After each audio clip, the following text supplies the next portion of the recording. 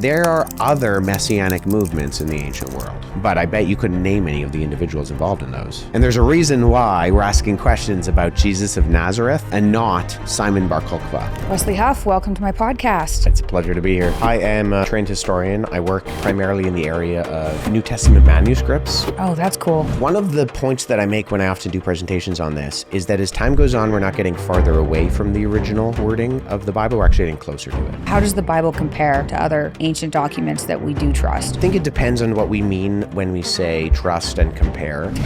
Sounds like my dad. Speaking in tongues in the New Testament is almost exclusively an actual language. The English Bible is changed, but it's changed for the sake of clarity, not corruption. If you evaluate what Jesus' claims actually are about himself, he's either lying through his teeth, he's either a lunatic, or he's the Lord of the universe who actually validated the claims that he made about who he is by rising from the dead. The people who rise from the dead have more credibility and authority than people who don't rise from the dead.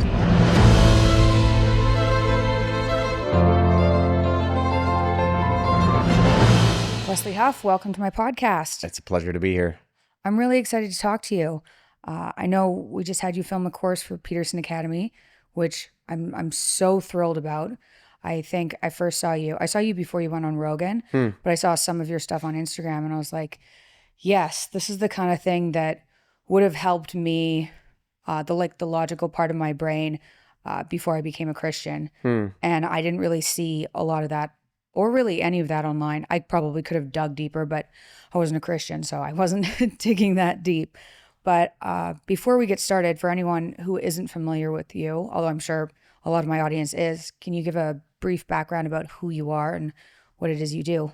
Yeah, so I am a trained historian. I work primarily in the area of New Testament manuscripts, although I look at kind of the ancient literary culture more broadly.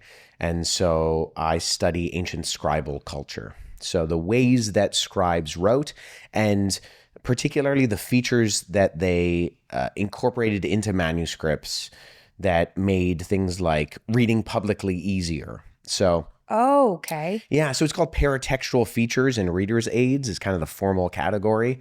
So I look at a number of Christian manuscripts from the 2nd and 3rd centuries, and really the conclusion I'm drawing is, can we differentiate between a manuscript that was produced privately as someone's like personal copy, say of the Gospel of John, or that was produced for a public reading liturgical setting in a Christian community. So I do comparative analysis with a number of ancient literary works.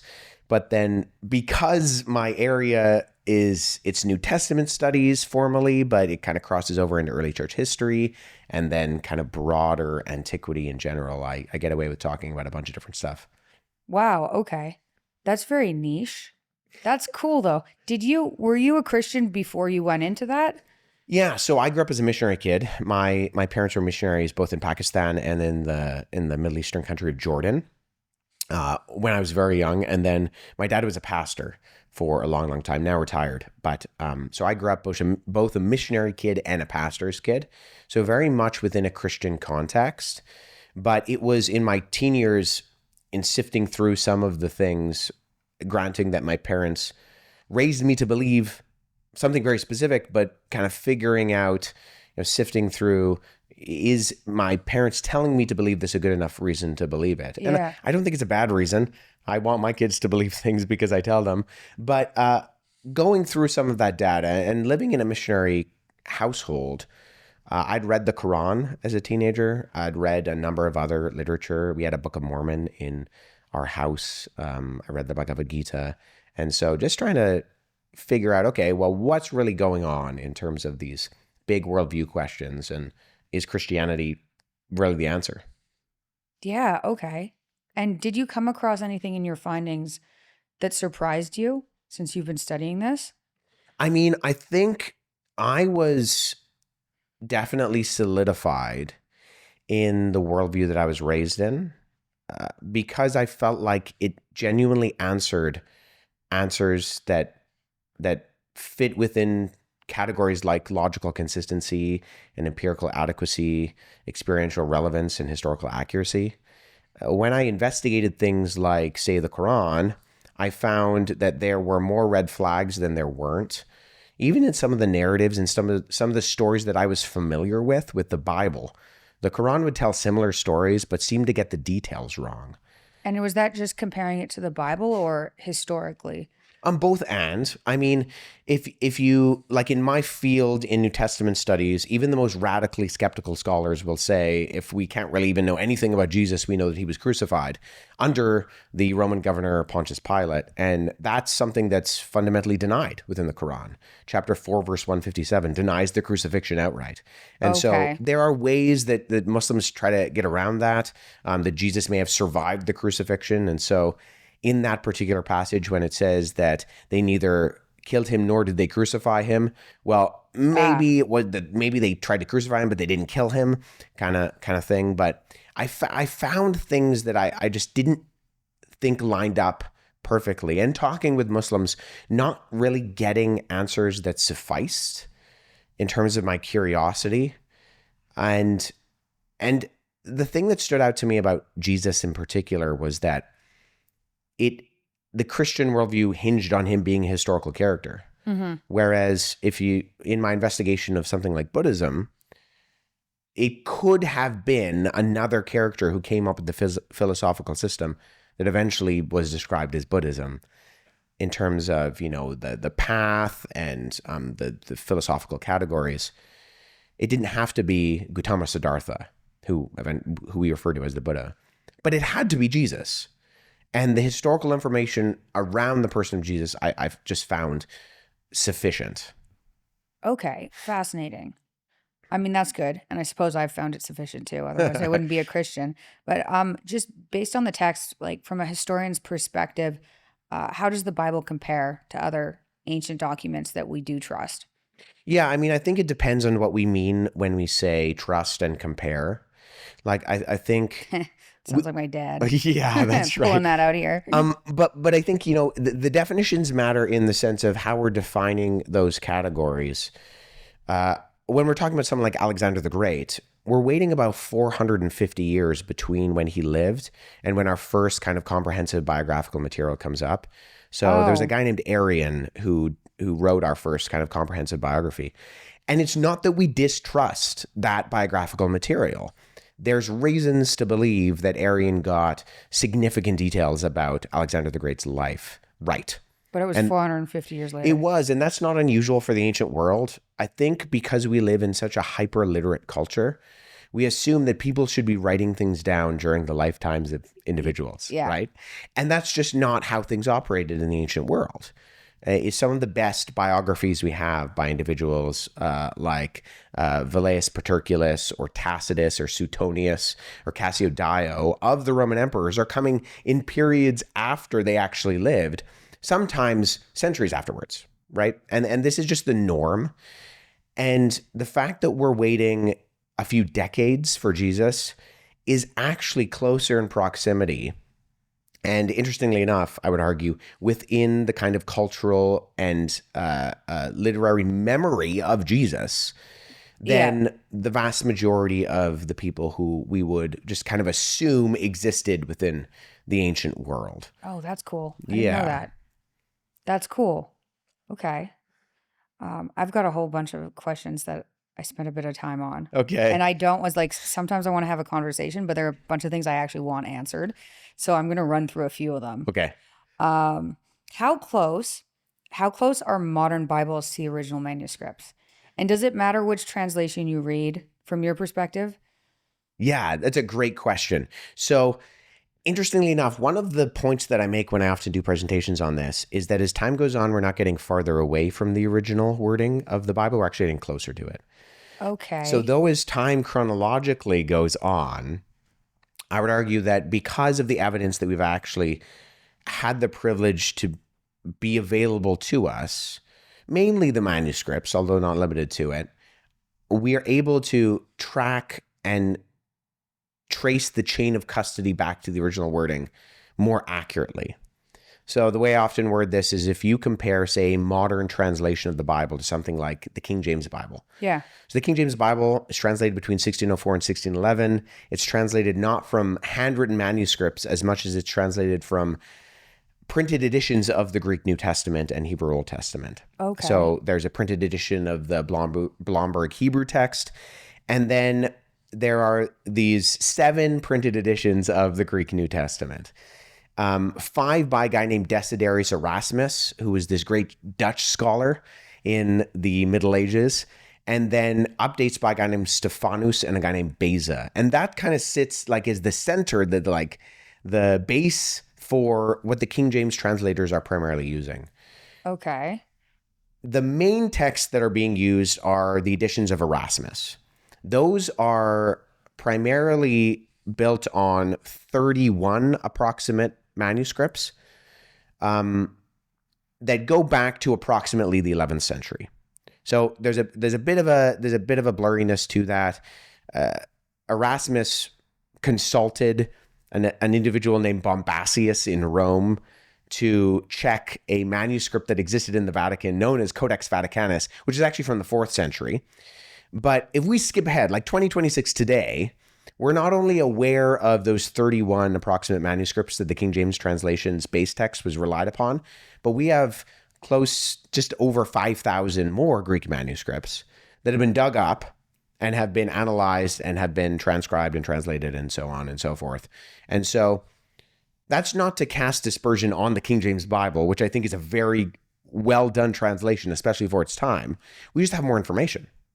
In the 19th century, we just dug up more. That definitely makes sense. So when people are reading on like ESV, that doesn't necessarily mean it's like the dumbed down version of the King James. No, definitely not.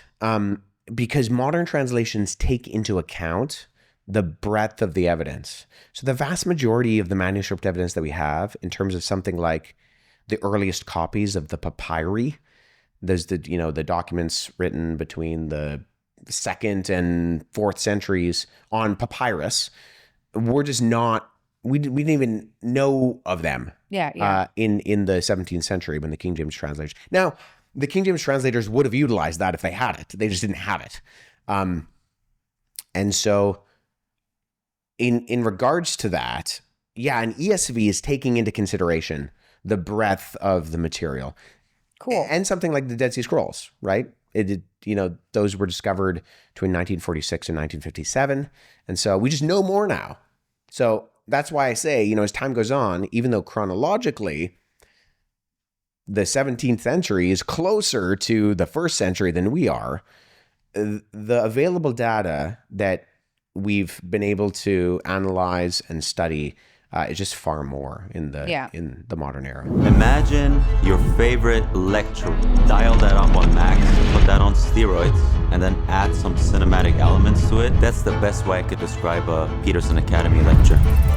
There's always that one professor who's like, oh man, you gotta take this one professor, they're the best. But at Peterson Academy, it's all of those, that one professor.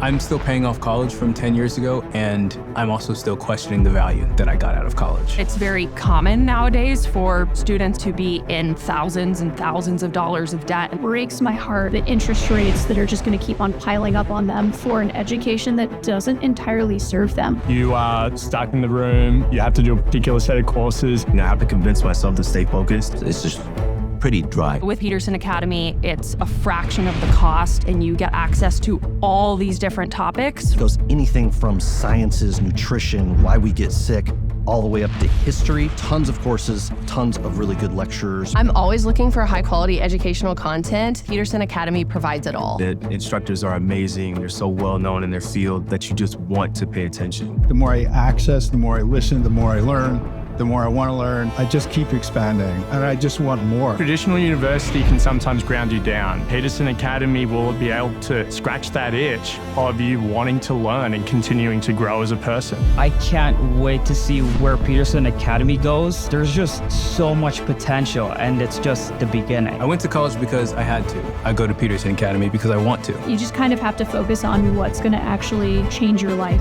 Stop paying attention to what things are supposed to look like and actually aim for something, and you might just stumble across something like Peterson Academy. I grew up like with my dad telling me the psychological significance behind some of these Old Testament stories. He was always reading in the King James Version.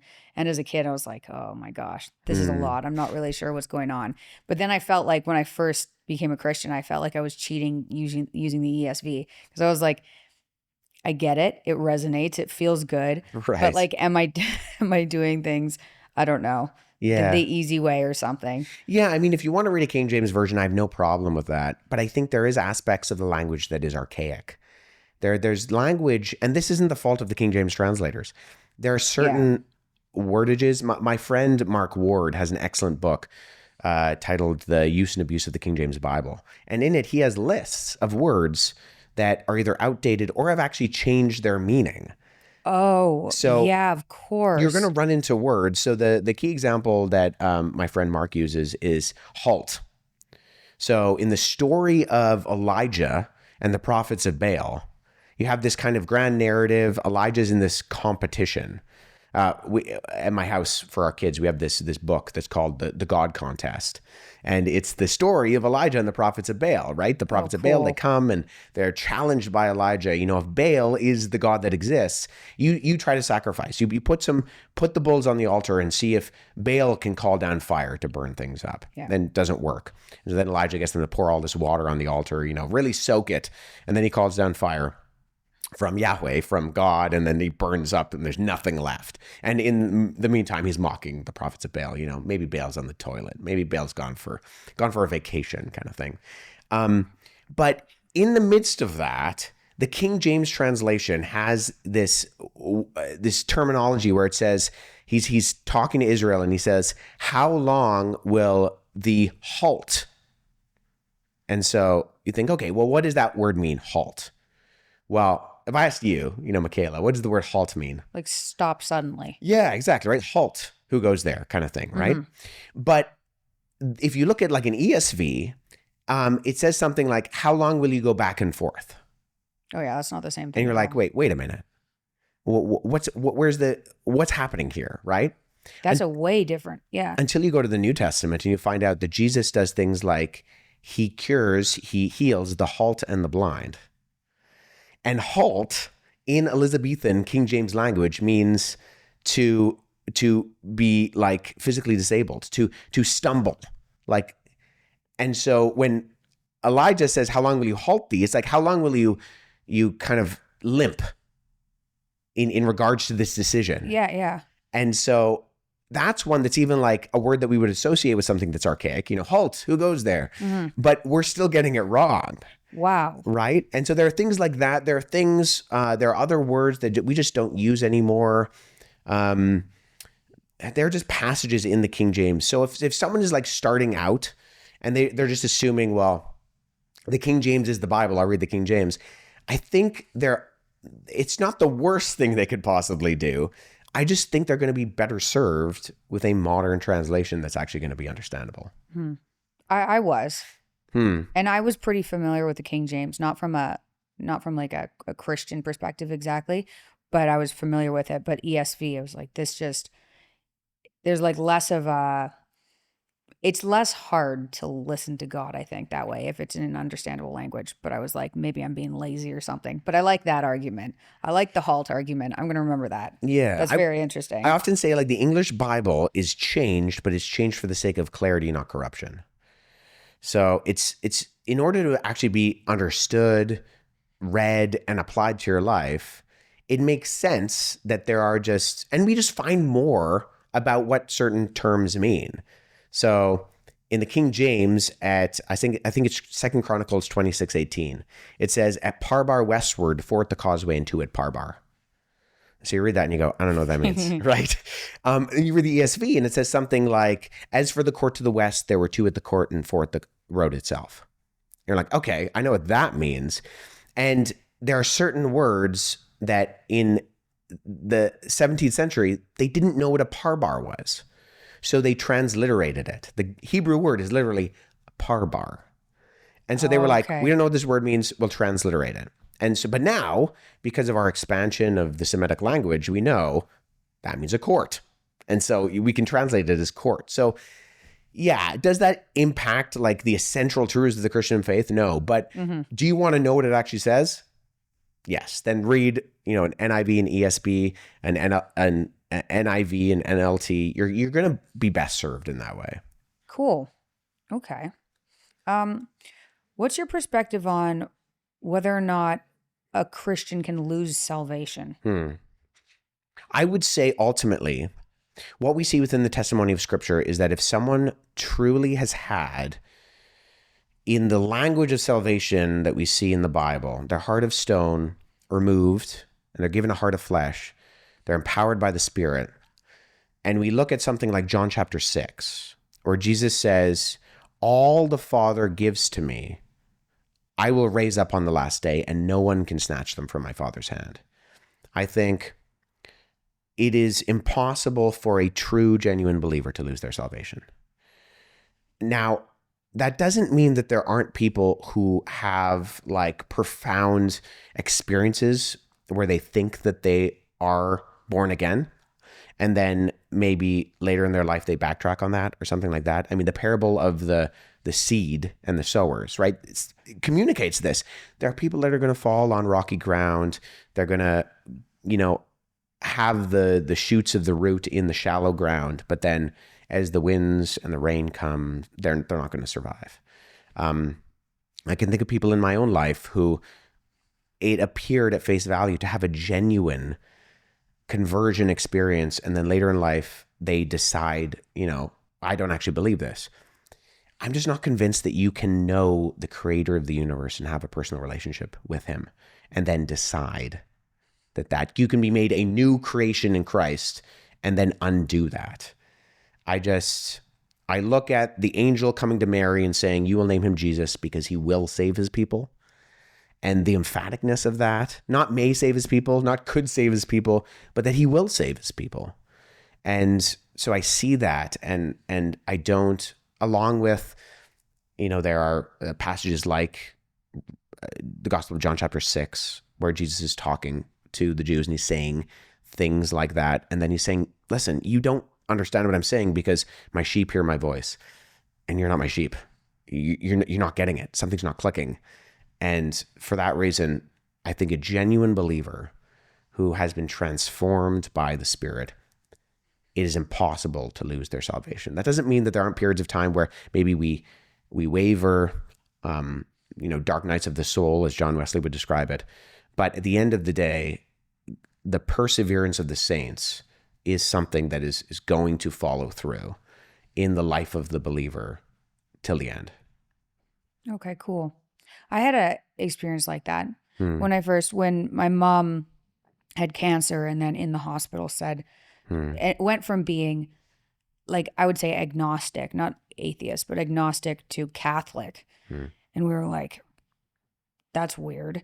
For a long time after that, I was like, she changed, she became a lot more patient and kind in a completely different way. And I knew my mom. I was 27 or something at that point. So it was a big change. And I was like, okay, whatever that is that she has, I want to have that peace. Like that's a real thing. Everybody in my family noticed that, okay, maybe we weren't religious or Christian, but we could see a peace.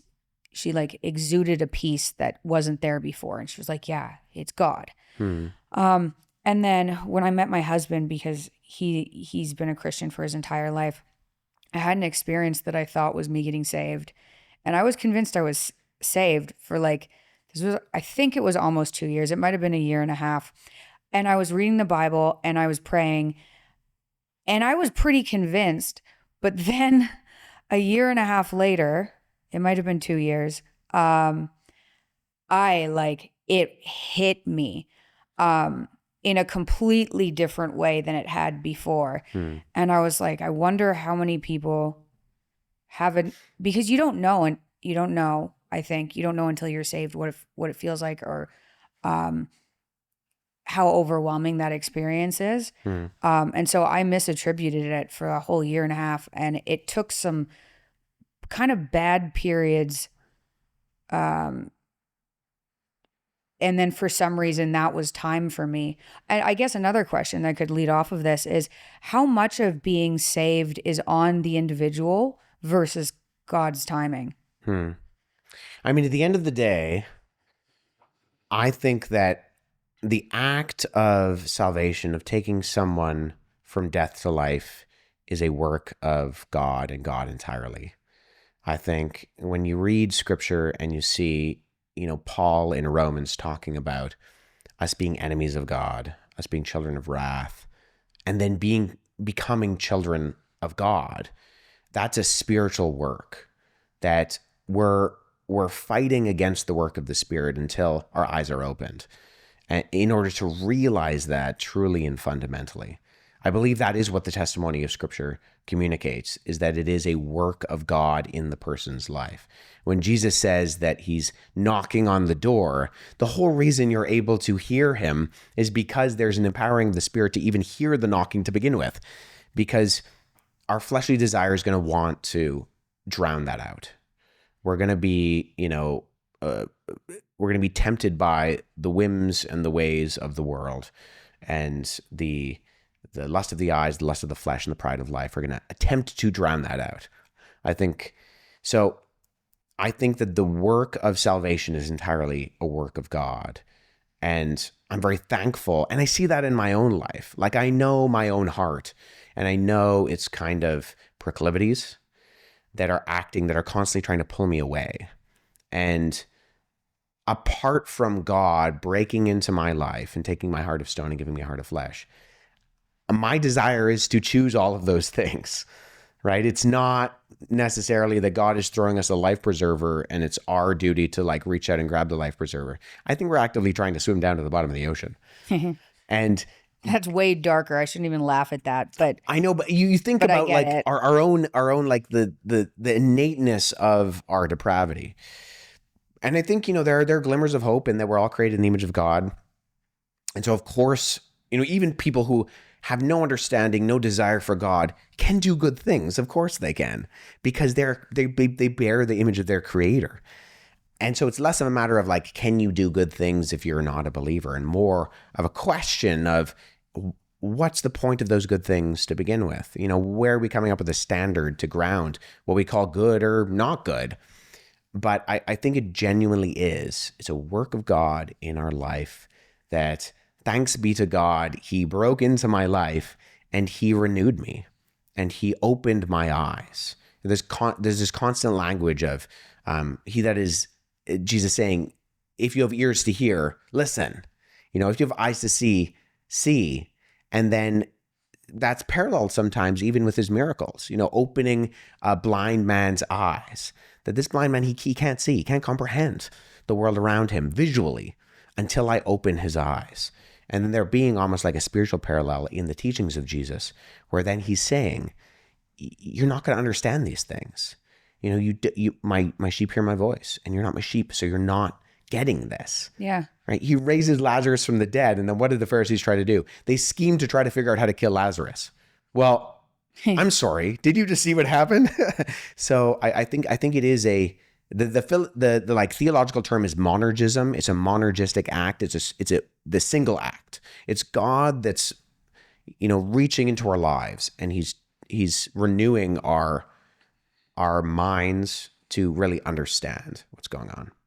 So then one of the things that happened to me when I was saved was, even though I'd been reading the Bible and trying to understand it, was that it was like a different language came out from it. It was I was getting way deeper meaning. I was understanding parts that I had almost skipped, subconsciously. And it's not like I was trying to skim through the Bible, but I was rereading parts of the Bible and was like, I didn't even notice this whole line. A lot of the demonic stuff, I didn't realize how much there is about demons in the Bible until I read it when I was saved. And I was like, I've read this before and just skimmed over that part.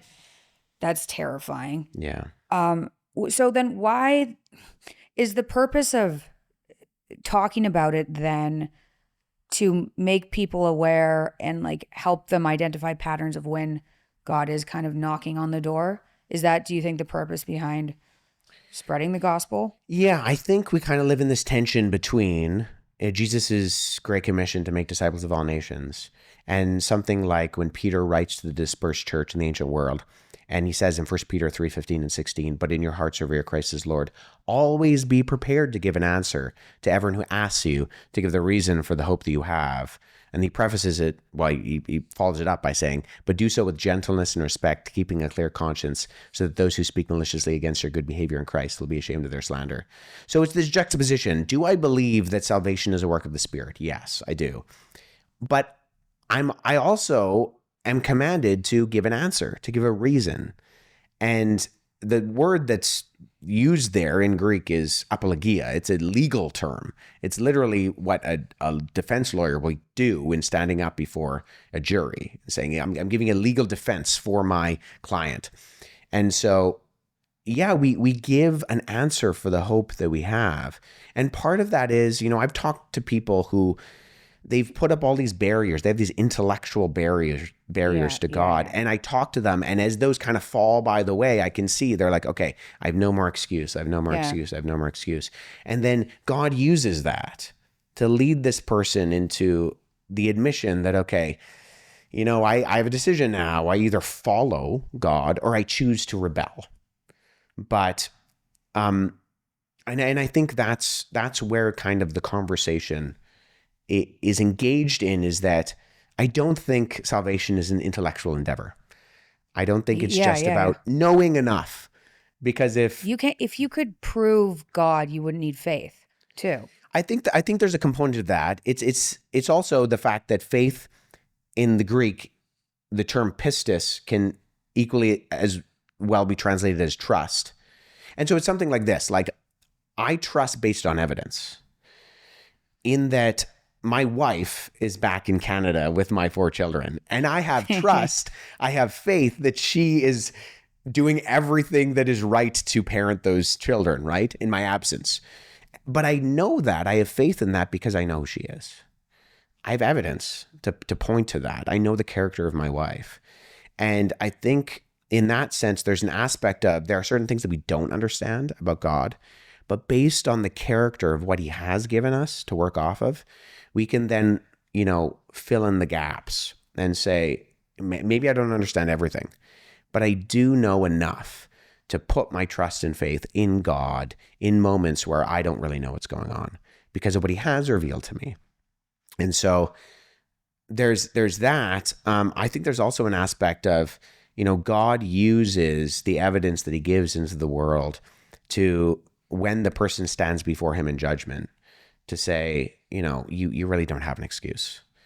You were given, even if it's just creation. At the beginning of the book of Romans, Paul says that God's invisible qualities and divine attributes have been revealed by nature, by creation, so that no man is without excuse. And that word is unapologetus, without a defense. And there's an aspect of no one's going to be able to stand before God and say, I just didn't know. Because there's an aspect of the creation that's also communicating something. Maybe, not specifically about who the character of Jesus is, but I want people to understand that there's a decision that they need to make, but I think it's reasonable. I think the evidence is on the side of the Christian worldview. Here's a question for you. When you think about the questions of like the intellectual barriers to faith, what do you find as the biggest hang-ups for people? Well, let me see.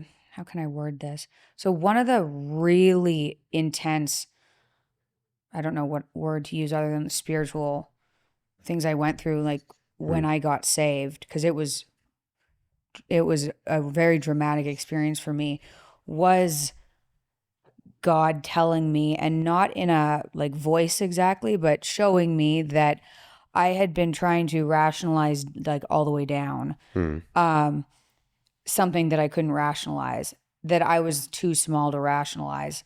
So to answer that question, like how does like the kind of rationalization play a role or hinder people? I think people are trying to rationalize something that you can't rationalize, and I think it says in the Bible that you need faith is part of it. Faith is all of it. So what changed for me was obviously, if somebody could explain the historical evidence, but I kind of knew the historical evidence, and that's not what really did it for me, even though that's what I thought would. I needed to have that extra step of, you have faith that this was real, and faith that we were created in the image of God and everything that has to do with that. And that's part of what saves you. And that's what I was shown when I was saved. And I was like, oh, okay. And it was like this weight was lifted that I didn't have to understand all the way to the bottom. And that not only did I not have to, but I wasn't able to. Like there's no way to prove it. So I think it was kind of a roundabout answer, but I think a lot of people are stuck on proving why it makes sense all the way to the bottom, when part of it is that you need faith, and you can't explain something like God all the way to the bottom. So that's what I was shown, was just like, kind of, how dare you try to explain something as big as me all the way to the bottom? You can't do it. Yeah. I don't know if that answers your question at all. No, I get what you're saying, though. I mean, I think there really is something to say. Like, I find my default is very heady, but then I interact with and work with a lot of people who are not believers in terms of the Christian faith, but know a lot more about the Bible than maybe I even ever will. And I'm constantly thinking, okay, well, what's the difference? Why isn't that switch toggled? And I think, when you read scripture and you see Paul saying things like, faith is a gift. You're saved by faith and through grace, and that's a gift. It's something that God gives you. I think it helps me understand that I'm never going to argue anyone into the kingdom, nor should I try to, because that would be exhausting. Of every conversation I had the expectation that someone was going to fall on their knees and say, "Good teacher, what must I do to inherit eternal life?" It's completely unrealistic. Yeah. And it would be exhausting. And so I shouldn't try to, I sometimes say, that's the Spirit's job, right? The Holy Spirit has the job to do that. My application to join the Trinity has been denied. I failed the minimum requirements. So my endeavor to steal the Holy Spirit's job is a work in futility, and I shouldn't be trying to do it. But I still think, I'm excited to tell people about that which I think is verifiably true, even when there are legitimate, true divine mysteries. Yes, I like that. That was a much better answer than the answer I gave you. Your answer was great. Okay, I've got some other good questions. Okay, this has been on my mind. What do you think the biblical view of suicide is? Wow. Okay. Let's just throw that out there. Yeah, I mean, suicide is a complex topic because it's wrapped up in a lot of pain and suffering. Let me give you an example. Okay, yeah. This is because I just had this conversation with my husband, because I've wondered this. What happens if you have someone who's been in a battle and they're very, very injured and in a lot of pain, and they decide to take their own life? And this is like an injury that's going to do them in, and they're stuck somewhere. Yeah. What happens to those? Because I find it hard to believe that falls into the category of something that dooms you. And then I tried to do some digging into the Bible. It was like, does it talk about suicide anywhere dooming anybody? So that's just some context around. But yeah, I mean, this was an interesting conversation because early on in the Protestant Reformation, Martin Luther, when he's involved in kind of his ragings against the abuses of the Catholic Church, there's a particular story where one of his congregants commits suicide, and they won't allow this I believe he was young, in his 20s, to be buried on the church grounds because this is a damnable sin. Mm-hmm. And in kind of a rage, Martin Luther is a little bit of an emotional person. He goes and he starts digging a grave for this boy on the church and saying Oh, wow. that, this person was consumed by Satan. Like Satan was the one who led this person to lie to himself, to commit murder against his own image. And there's kind of a wrestling there in that when you're overcome in those moments, a friend of actually the organization I work for, a guy named Ewan Gallagher, who's an MD PhD in Toronto, wrote a book called How Then Shall We Die, which talks a lot about this, things like suicide, assisted suicide, a very relevant conversation, particularly where I live in Canada, with medical assistants in dying. Yeah. And one of the things that I found very profound about what Ewan articulates is that he says, human life is intrinsically bearing of worth. We have worth by nature of bearing the image of God. That's intrinsic to us. It's not about what you can contribute to society. And one of the dangers of allowing ourselves to buy into something like medical assistance in dying is that we allow ourselves to say that if I'm no longer able to contribute because I am too depressed or too in pain or too in a state of any range of suffering, then I don't deserve to live. And even if we don't intend it to, what that tacitly kind of says is that you don't actually have intrinsic worth, but your ability to no longer contribute because of whatever the range of circumstances are, means that you should be removed from society. Now, that is, I think, more application to something like made for someone who has a treatable issue than it does for someone who's genuinely, like in the situation that you're positing, that they're going through chemotherapy and they're just in so much pain. And I'm sympathetic to that. I'm sympathetic to that because I think there is a conversation about quality of life. And at the exact same time, I feel the tension of also understanding that life is sacred no matter what. There's a particular person in my home church community in Toronto who has MS. Yeah. And though she's very early, like in her 40s, she has been declining for years and is in a very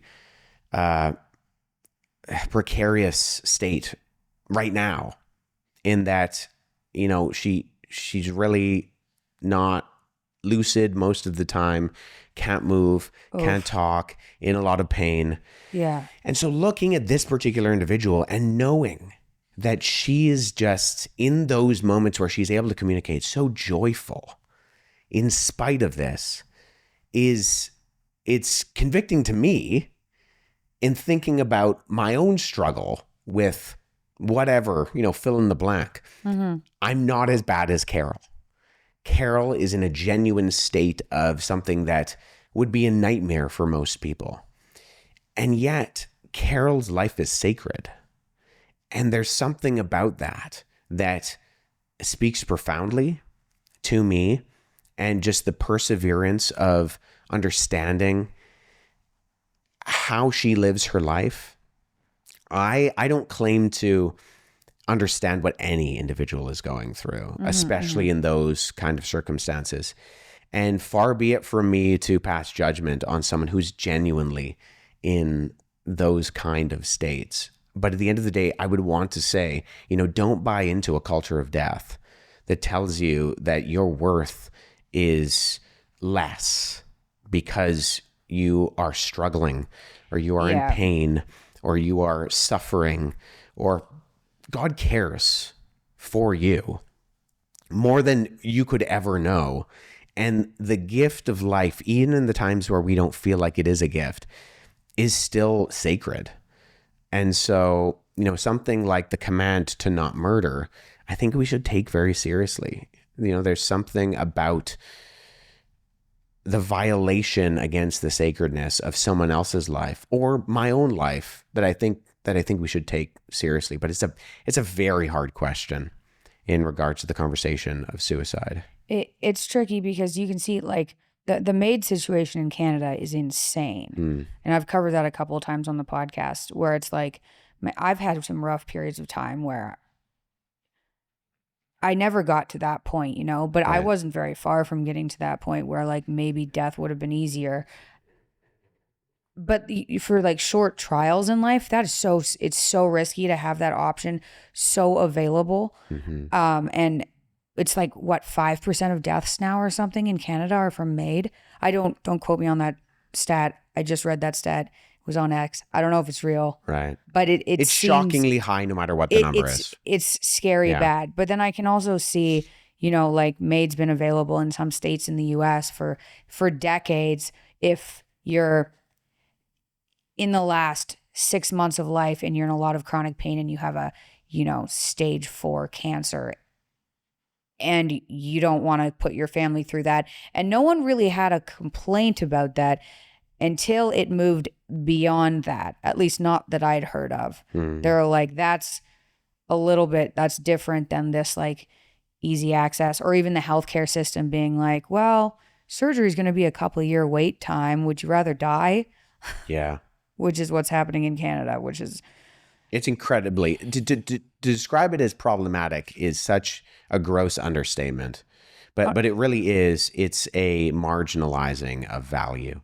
Yeah, it is. And what makes it, I don't know if it makes it worse or not, but the fact that it takes so long to get healthcare help in Canada, or that certain things aren't available, there aren't even like other options for these desperate people. It makes me so angry. The MAID situation in Canada, it's so bad. That was a nuanced answer. I think that's a tricky question. That's why I asked you. What do you think? Only about the easy questions on the Mikhaila Peterson podcast. Okay, I've got a fun one. Can you explain the gift of speaking in tongues? And have you seen anybody with that, and does it still exist? So, speaking in tongues in the New Testament is almost exclusively an actual language. Okay, let's get into this. Okay. I don't think I've heard that before. So when you look at something like what happens at Pentecost, when you have a number of the disciples, Peter's there, they go back. I think this is an interesting narrative because they're preaching the gospel at the scene of the crime only weeks after the actual resurrection of Jesus in a place where people could have seen Jesus crucified. And so it's this interesting statement in terms of if they were purposefully lying about this whole narrative, why did they go back to ground zero where they would have known that people could have seen Jesus die talking about how he was resurrected? But then there's this instance where the Spirit descends and appears above the heads of the apostles in tongues of fire. And they're speaking in the language of individuals from the Jewish diaspora who had congregated in Jerusalem for this particular event, which was like it was a religious gathering, right? So people from all around the Roman world who are in the Jewish diaspora, who aren't necessarily speaking, say, the native language of Jerusalem, are gathering, and the apostles are speaking to them in their own languages. And so then you have this instance of their speaking in tongues. Now, later on in the Pauline epistles, Paul says there needs to be a translator. There needs to be someone, if you have an instance of speaking in tongues, there needs to be someone who can interpret. Okay. And so I think what we see primarily is that this is a kind of supernatural experience of someone communicating in an existing language, in a language that they don't otherwise know. Okay. But the caveat to that is that then Paul talks about the language of angels. And so this is usually what's capitalized on in, say, like the charismatic communities of Christianity. Yeah. I'm very wary of a lot of that, although I don't totally understand it entirely. I have never encountered that.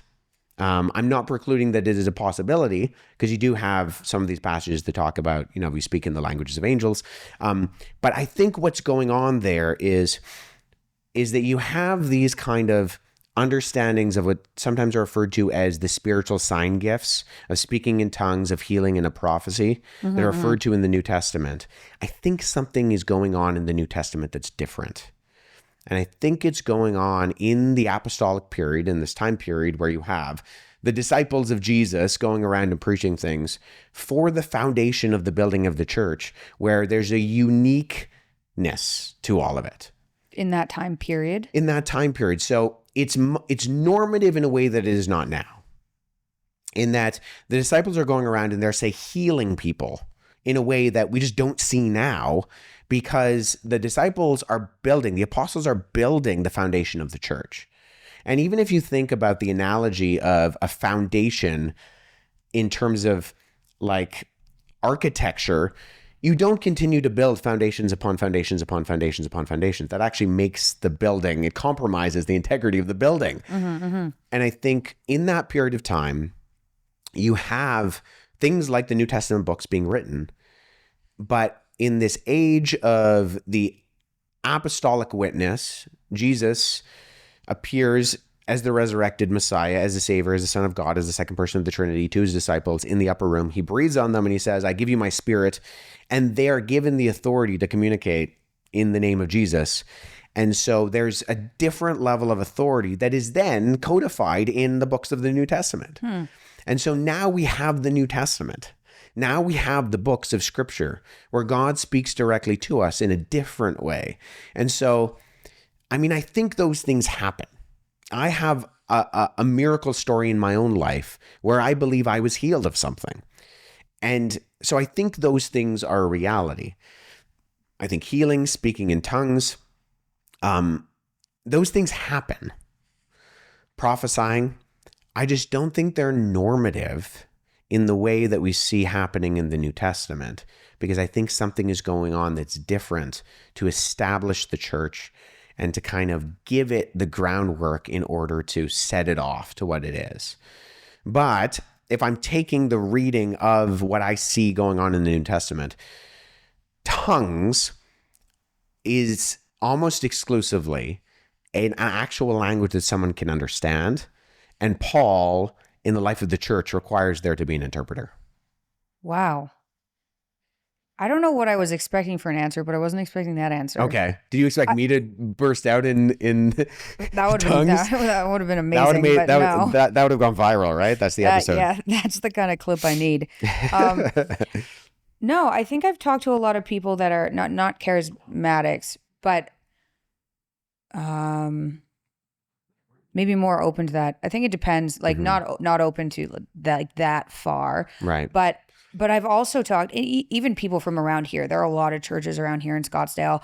And I know there was one lady that was doing my lashes that was going to a church, and she said there was like someone who could see the future and all these things. And I was like, maybe. Right. Maybe, but also maybe not. And maybe the maybe not is fairly likely. And in that case, maybe you should be very careful about what's going on over there. Charismania is what we call it sometimes. Is that, yeah. Yeah. And you can see how people could get swept up in that and then be like conned by people, which just gives Christianity a bad name. So it's like, so I've seen that around. I don't know, not that I was comparing you to that person, no, I didn't think but you I've just seen that. I haven't heard that speaking in tongues might be a language, and I didn't know that section from Paul. So that's cool. That makes sense. That makes sense to me. Okay, here's one that I want to use. Where do I have it? My pregnancy has my brain just, it's pretty rough just being alive right now, but I'm making it through. Give me a sec. Did I delete it? Okay, I can just remember it. Okay. Best historical evidence for the resurrection. Oh, okay. Best historical evidence for the resurrection. I mean, I take kind of a cumulative approach to the resurrection, in that one of the best pieces of evidence that I think speaks to the tangibleness of the resurrection is that you and I, Mikhaila, are talking about it 2,000 years later. Yeah. In that there are other messianic movements in the ancient world, but I bet you couldn't name any of the individuals involved in those. And there's a reason why we're asking questions about Jesus of Nazareth and not Simon Bar Kokhba. And that's because Simon Bar Kokhba led a revolt and died, and his movement died with him. And so I think there's something unique about the movement of Jesus that requires an explanation for what's going on, because we see the disciples scared and hiding when the crucifixion event takes place. Simon, right? Peter, who's supposed to be the good guy, right? He's like Jesus's right-hand man, tells Peter, you're going to deny me. And lo and behold, that's what he does, right? When push comes to shove, Peter decides 3 times to say, I don't even know who that Jesus guy is. And the disciples, the 11 of them, because Judas has gone and hung himself, are hiding in an upper room, scared and cowering. What takes them from that to being this incredible missionary force? To be able to go back into Jerusalem on something like the day of Pentecost, proclaiming the resurrection to a group of people who very well could have seen Jesus crucified.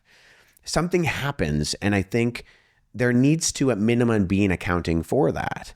And you talk to secular scholars, and they will grant, okay, the disciples had some sort of experience. Yeah. Right? Something motivated them to do this, because it just seems a little bit crazy. I mean, there's the adage that liars make poor martyrs, in that you will die for something you believe to be true, but something you know to be a lie, it's a lot harder to actually go to your grave to.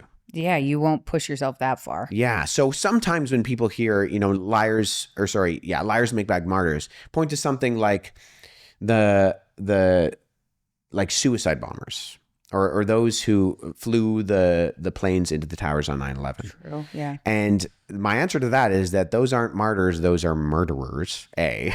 And B, they don't actually know definitively that what they're dying for is true. They might believe it's true, but the difference between them and the disciples is that the disciples both were there when Jesus died and claimed to have seen him resurrected. Whereas the people who hijacked the planes on 9/11 weren't there when Muhammad was waging his, escapades in 7th century Arabia.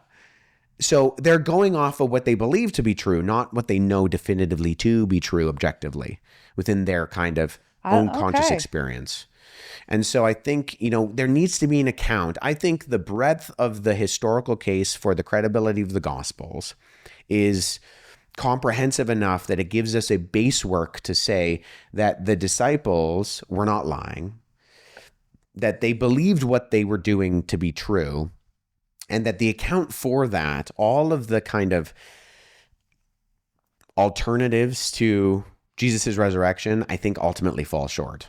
Whether we're talking about group hallucinations or, whatever that be, the disciples stealing the body and trying to make up a story, I think they're implausible based on then what transpires in the years following Jesus' actual, death.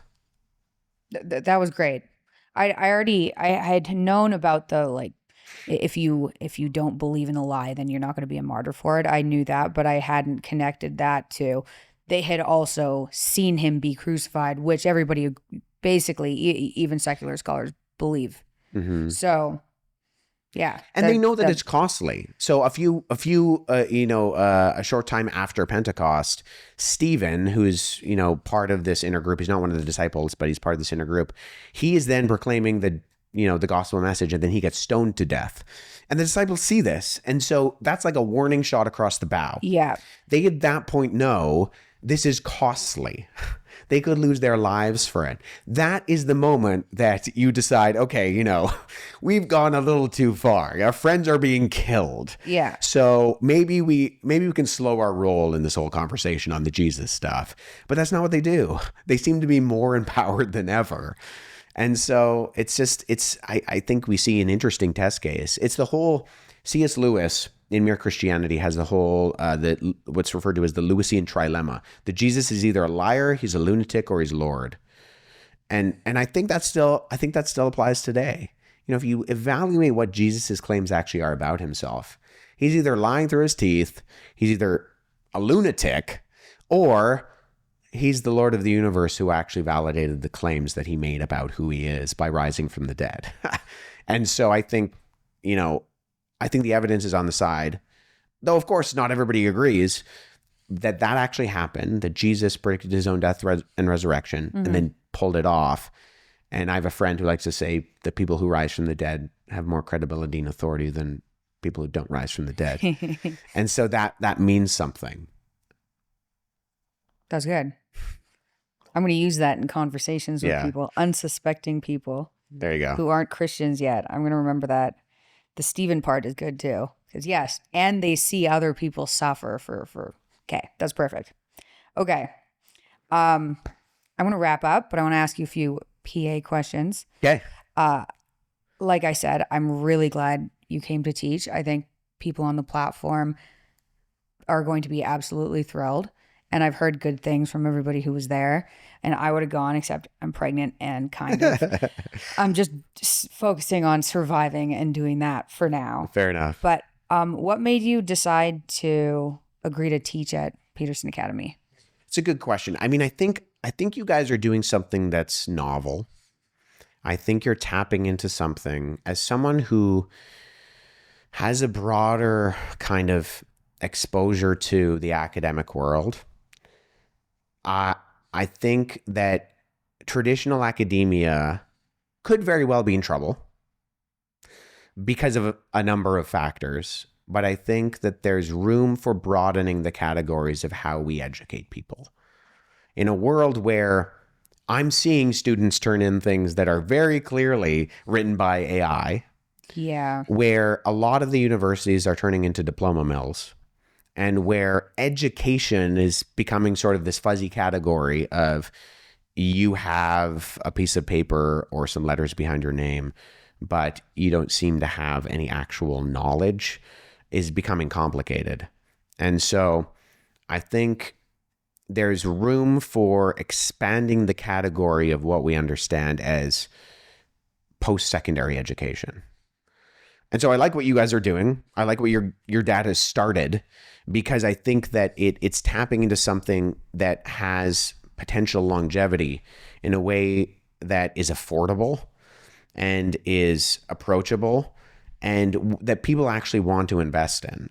Peterson Academy is doing something that I think is worth being involved in. Thank you. I hope so. Mm-hmm. I think AI is going to change. I think it already is a lot. I think I'm already seeing. I had a friend who had a student who clearly submitted an AI assignment, and he gave him a 0, and then the student sent in an apology letter, and he thought, I wonder if I check this by AI, whether the apology letter was written by AI, and the probability of it being written by AI was also very high. So, I mean, we're. Oh my gosh.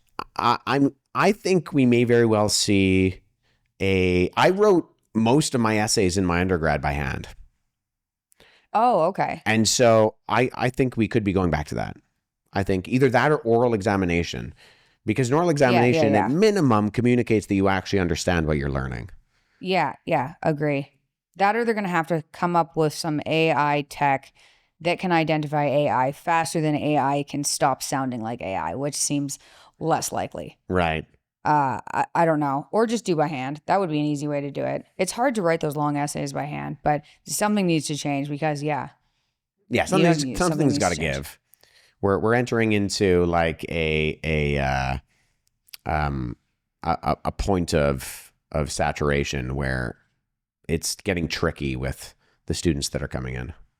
Yeah, that's for sure. And is your course aimed at secular people or Christians, or is it kind of applicable to everybody? My attempt is just to make it relevant to anybody who's tuning in. I mean, I obviously have the bias of the fact that I'm a Christian. I believe this stuff is true. And so I'm coming at something like the 66 books of the Bible with a presupposition that I believe that they're inspired. Mm-hmm. I believe that they have the mark of divinity on them. But I hope a fair-minded individual is able to actually just look at what I'm presenting and say at minimum, okay, there's reasonable grounds to assert that this is communicating things that are true, that there's reasonable grounds to look at something like the gospel biographies of Jesus and say that they trace back to early eyewitness testimony. I think that is the case, and I think it's verifiable in that regard. I'm hoping to present foils in quotations of individuals who communicate opposite positions of what I hold, and then say, there are reasons why they hold these. It's hardly ever a case of we're arguing about the data. It's the conclusions that we draw from the evidence that we present. And so it's up to every individual to look at what is presented. I'm just hoping to be able to present enough information that communicates, I think this stuff is reliable. I think it communicates what is. So a word that's often used in my field is verisimilitude, which is simply it's a great term, but it just means the appearance of likelihood, truth, and probability. And so in historiography, in history, we're looking for verisimilitude in all sorts of fields. Does it have the fingerprint of authenticity? And I think when we're looking at the various books that make up the canon of the Bible, it does have that. And so hopefully I'm trying to present that in a way that is reasonable and understandable. That's great. I would have taken a course on like the historical reliability of the Bible in college before I was a Christian, for sure, because that's what I was looking for. I went to an art school, so it was already getting pretty progressive when I went there. This was like 2012, 2013, but I took a intro to theology course, which nobody took. And the average age in there was probably 70, and it was all men and me. I don't even know if they went to any other courses in the school. It was Concordia in Montreal. So I didn't know like 65 or 70-year-old men were even going there. They were in this intro to theology course, and it was so far over my head. It might not have been an intro course. It might have been a 300 level course. I can't remember. But it was so far over my head that what I was trying to find was any information about the reliability of the Bible.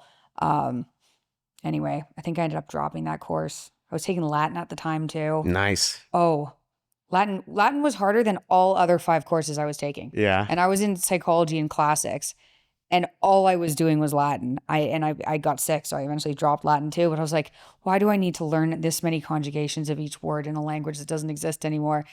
I think if I had been healthier at the time, I would have finished it, because it was really interesting to learn like this, but the background behind a lot of the words we use now. I found that interesting, but I had no memory. I can't believe how good your memory has been, by the way. And I know I have pregnancy fog going on, so I'm feeling like lesser because of that. But the number of names you just remembered was absurd. Well, so, it's very pocketed, because if you ask my wife, I don't remember anything.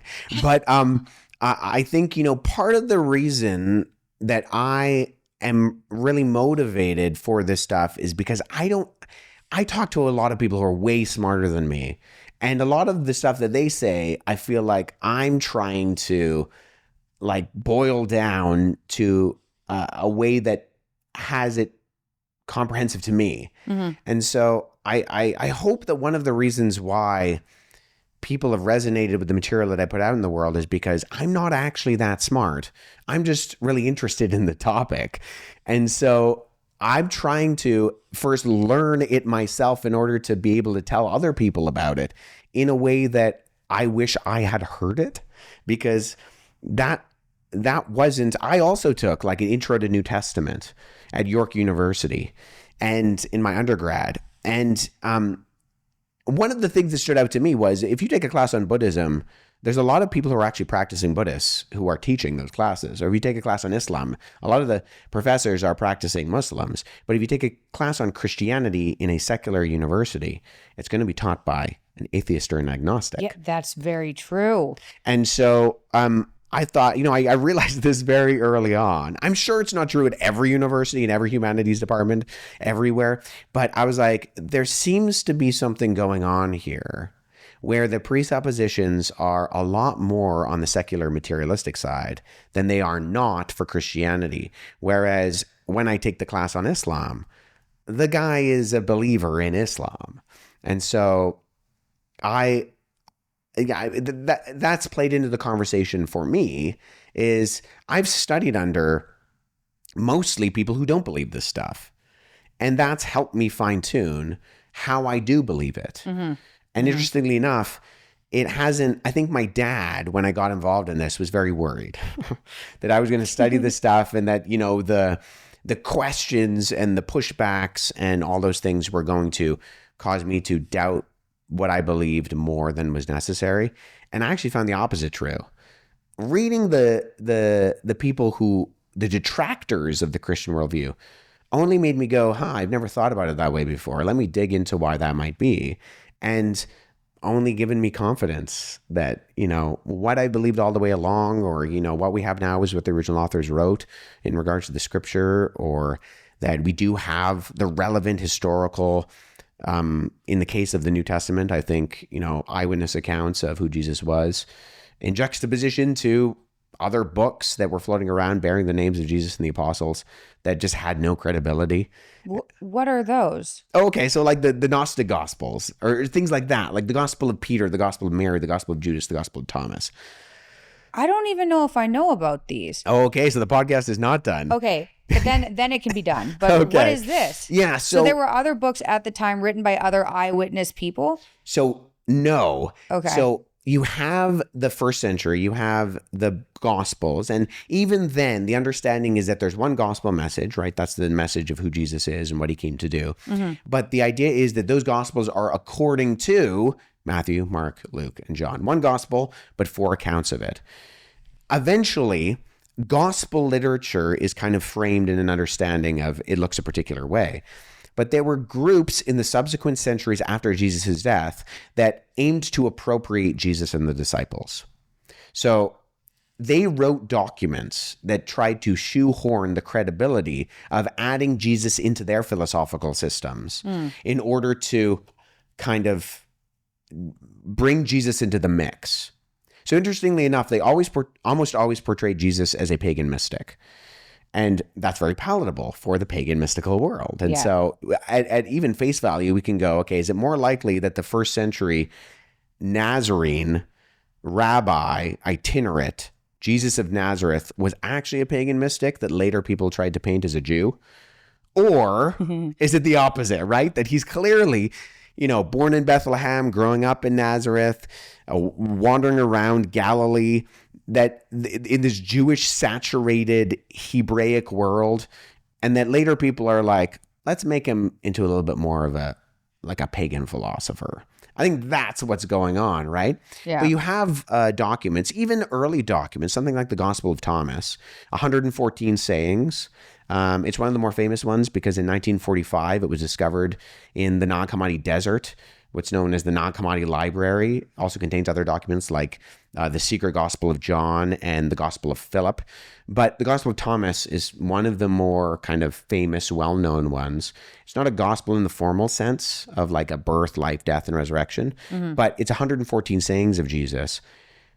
But this Gnostic group, so the term Gnostic comes from the Greek word gnosis, which means knowledge.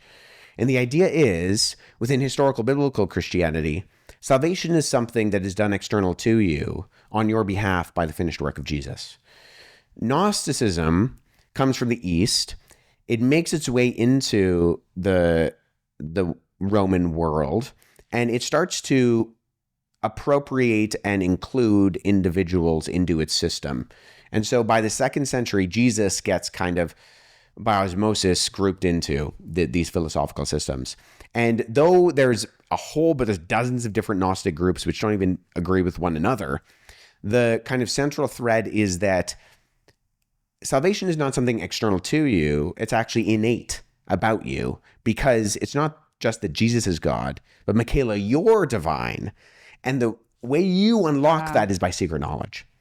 So you listen to the secret knowledge. Once it kind of clicks and you become enlightened, then you realize, I'm actually a divine being. Oh, this is what Gnosticism is. So Gnosticism is about, Gnostic literature often has Jesus, he's very secretive, and unlike the more public ministry that we see in the biblical Gospels, Jesus is whispering the secret knowledge into the ears of whoever is the claimed individual. Interestingly enough, it's never the individuals that are the key people in the biblical Gospels. It's never Peter, James, and John. It's always Judas or Thomas or Philip. It's kind of the other background here, Mary Magdalene, in a way that kind of is trying to ostracize the key figures in the biblical Gospels and actually say, you guys think it's Matthew and Peter and James. It's actually Philip or Mary Magdalene. Oh, interesting. But the Gospel of Thomas has a number of key features to it. Right off the bat, all of these are written when people that are associated with their names are long dead. So Thomas is dead by the time the Gospel of Thomas is written, which is a key indicator that, this Seems isn't like a reliable. problem. Yeah. But then it has teachings like the last line of the Gospel of Thomas has one of the disciples saying to Jesus, "Let Mary leave us, for women are not worthy of life." Okay, Ooh. so starting off on a good note. Yeah. And then Jesus replies and says, "Don't worry, because I will make her appear male as you males." And the last line of the Gospel of Thomas is, "Every woman who makes herself male will enter the kingdom of heaven." Wow. They're really ahead of their time, though. I know, right? But it's this kind of stuff. So when you have these other pieces of literature that they're trying to kidnap, they're trying to put words on the mouth of Jesus that Jesus never said. And interestingly enough, early Christians are well aware of these. Guys like Irenaeus write treatises like Against Heresies, where he stipulates that there is a book called the Gospel of Thomas, and it's nonsense. It's heresy. Oh, okay. It's silly. And for a long, long time, until 1945, we had no tangible artifact evidence for the Gospel of Thomas. But when eventually that comes to light, what does it do? It confirms that what Irenaeus was talking about with the silliness of the Gospel of Thomas actually happens. And we have evidence for that also in the Gospel of Peter. The Gospel of Peter pops up, also discovered in the 19th century. And when we discover it, we have a particular church leader, I believe he's in Turkey, and he's writing there's a church in Rhodes that writes to him and says, "Hey, we've come across this Gospel of Peter. We're not sure what this is." And he says, "Okay, well, you keep reading it. I'm going to look into it." And then he finds a copy of it and then writes immediately to them and says, "This is heretical." All the way through this thing, it doesn't represent anything that's accurate about Jesus. Stop reading it within your church community. Now, we don't find the actual copy of the Gospel of Peter until long time after that. That's cool. But then, once again, what does it do? It confirms that when we discover the Gospel of Peter, it has these kind of Gnostic, esoteric, denying that Jesus ever had a physical body. And so Jesus is on the cross and he's kind of chilling, he's floating because he's like, the ancient world had no problem with believing Jesus was God, but believing that Jesus was a man, that's the actual hang up. And so okay. if Jesus denying the incarnation was a central point to a lot of this stuff, because the physical is evil and the spiritual is good. So this idea, which is once again why you read the book of Acts and you get to Acts 17, Paul is preaching on Mars Hill at the Areopagus. And it seems that his audience of of Greek philosophers are tracking with him until he drops the word anastasis, resurrection. And then all of a sudden they're like, no, we're out.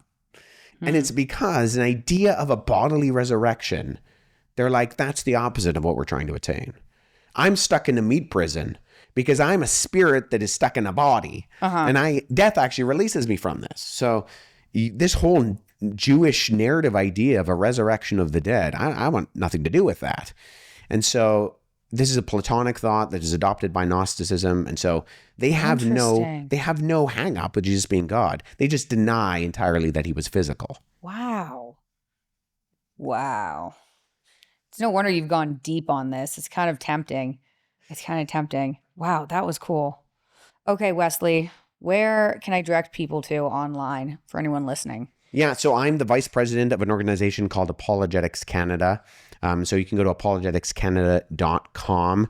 We've been producing, me specifically, a series called Can I Trust the Bible, which is a documentary series. I've been flying to places like Egypt and Turkey and Italy and talking about how the reliability of the Bible can tangibly be explained. That's cool. In the places I want to watch that. that these things happen. So we flew to Egypt. We talked about the Nag Hammadi Library, and I'm standing in the Nag Hammadi Desert where the Gospel of Thomas approximately was found, and I'm telling the story of its discovery. And then I go to the Coptic Museum in Cairo and stand in front of the Gospel of Thomas and talk about, why this wasn't included in your Bible, stuff like that. So we've been producing that. We just released episode 3 of Can I Trust the Bible, talking about what did and didn't happen at the Council of Nicaea, dispelling some of these myths. And we went to the modern site of what was the ancient city of Nicaea to tell it. So that was really fun. Whoa. We're going to be dropping another episode very soon in the coming months. And then I'm flying out to an undisclosed location to talk about and record some more episodes. So that's something that I've been heavily involved with.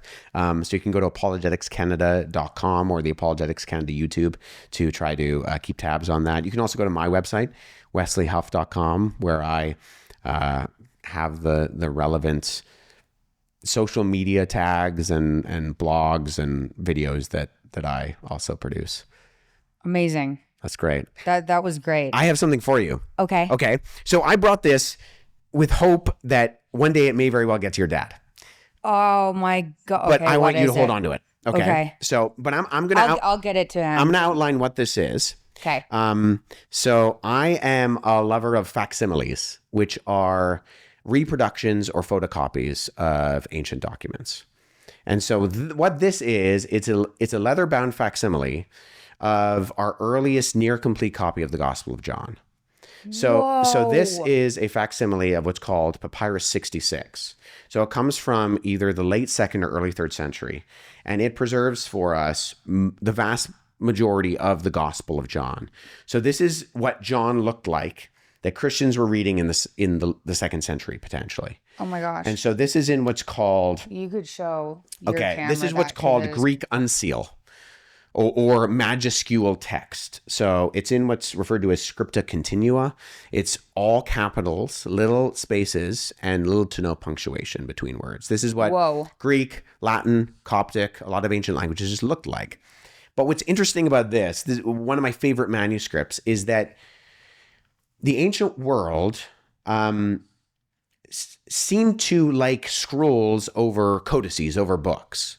Christians, for some reason, prefer books, and there isn't really a good answer to why that is. But the downside of books is that the front and the back are the most vulnerable. Mm-hmm. And so we have a lot of middles of books from the ancient world. Oh. What something like P66 preserves for us is the beginning of the Gospel of John. And so we have John chapter 1 preserved for us from the late 2nd or early 3rd century. And walking through this, I can cite translate this, and it virtually sound like any Greek, any English translation of the Gospel of John that I have on my person. And you can just read that. Yeah. So, and archein ha logos and kai ha logos and proston theon, right? In the beginning was the Word, and the Word was with God, and the Word was God.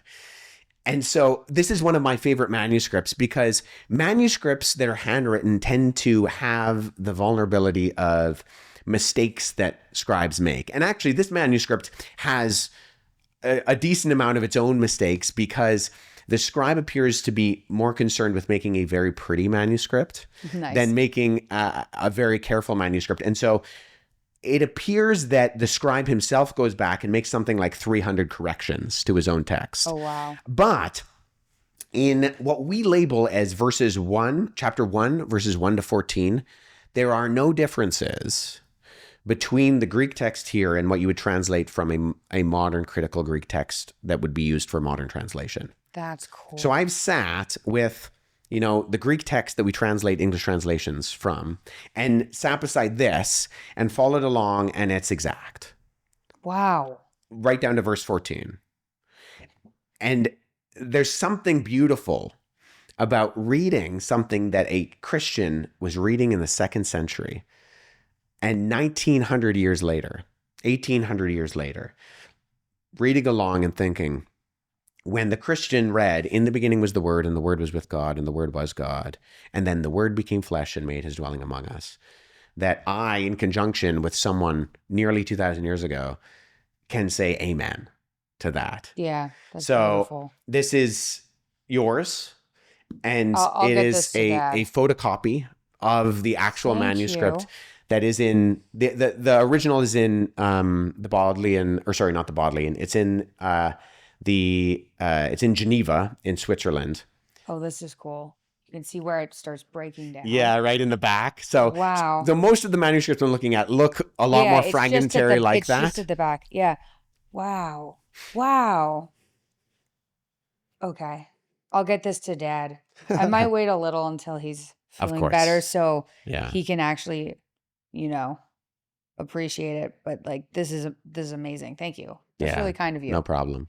That's very cool. Yeah, it is my pleasure, and know that I'm praying for you and your dad and your family, and thank you, much appreciated. It's exciting to see that grow in your upcoming growing of your own family. But I've been praying for a long time, years. I knew about your dad years ago before anything blew up because I was studying at the University of Toronto, and so. Oh, that's funny. Yeah. When there were just the protests there. Yeah. Yeah. It was crazy. It's been a crazy 10-year period. Yeah, it's been a minute.